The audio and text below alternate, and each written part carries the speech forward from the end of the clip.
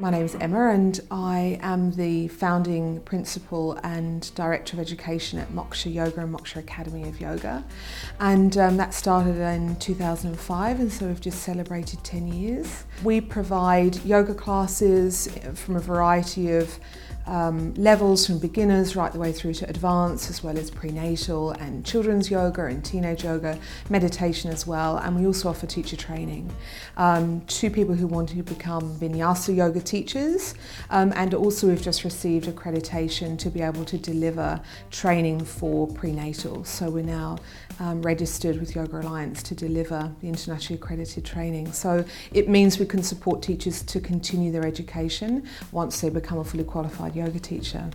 Yeah, the journey of yoga certainly for me began in my early teens when I picked up a yoga philosophy book, and I just loved it. I had come from and was really privileged to be able to be educated in a convent environment, so spirituality had been around me from the age of 4 to 16, so it was quite natural for spirituality to be a part of our lives as individuals and as a family. 17 years ago I started a yoga practice in my girlfriend's living room, who put her video, which shows how long ago that was, into the VCR. It wasn't Betamax, so it wasn't that long ago. And after the hour of practice, I just felt this extraordinary bliss. And I loved it, and I instantly felt changed by it. But really what I wanted to know was, why were the changes happening? Why was I more relaxed? Why was I more tolerant? Why was I more peaceful? Why was my body changing on a cellular level? Why was I sleeping better? Why was my immunity becoming better?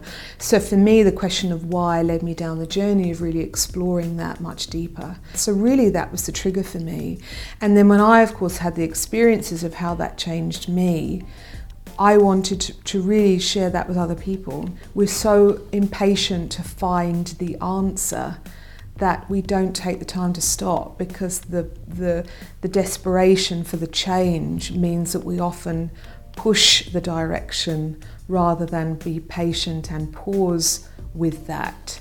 So I would definitely say to really stop, take the time, and to start to put small things in place to make those changes.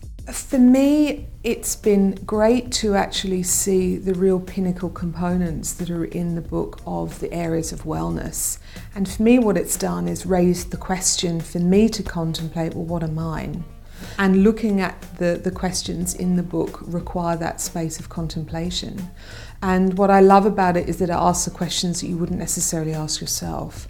And it's consistent in the questions that it asks, because as you make change, that changed form. And so what started 2 months ago has evolved and morphed into something completely different. And often the spaces that we look at are the things that we think about, like nutrition. Okay, we need to change the nutrition. But what I love about the questions is it asks why. Because if you don't know the why, it won't sustain you long term. And I think also what's great is that we're really particularly now looking at goals and our vision and where are we going, and that seems so far away. And so when you look at it from the whole, it seems to be really challenging to even be able to fulfill them.